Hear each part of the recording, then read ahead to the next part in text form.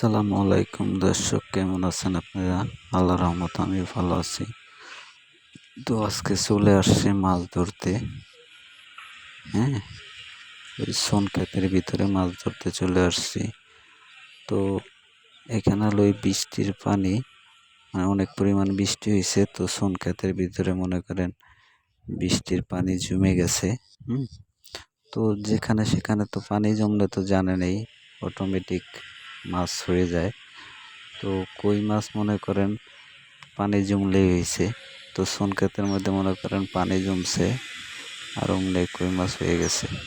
এই যে আমরা মাছটি ধরতেছি, যে আমার এক বড় ভাইরে দিয়ে আজকে আমরা মাছ ধরতেছি। তো মাছ ধরার স্বাদই অন্যরকম, না ধরলে বোঝা যায় না।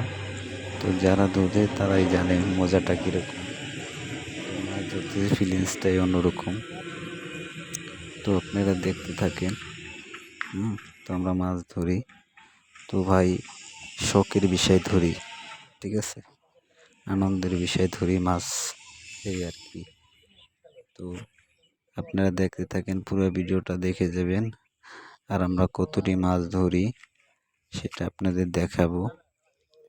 তো আমরা মাছ ধরতেছি, ওই যে এক পদের বল্লা আছে, ঠিক আছে, বল্লার বাসা ওই যে মানে প্রথম বাচ্চা আর কি হয় আর কি, এরকম মানে ফুটে জানা সেরকম, সেটি দিয়ে আর কি মাছ ধরতেছি। তো এগুলি দিলে মাছটা ভালো ধরা যায়। তো এগুলি দিলে আর কি নগদ খেয়ে ফেলায়। তো বৃষ্টি হয়েছে, বেশি দিন হয় না, 10-15-20 দিন হয়েছে।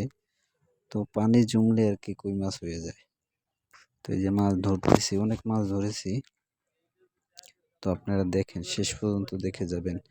আর যদি ভিডিওটা ভালো লাগে অবশ্যই লাইক কমেন্ট শেয়ার করে দিবেন, অন্যজনকে দেখার সুযোগ করে দিবেন, ঠিক আছে। সবাই ভালো থাকবেন।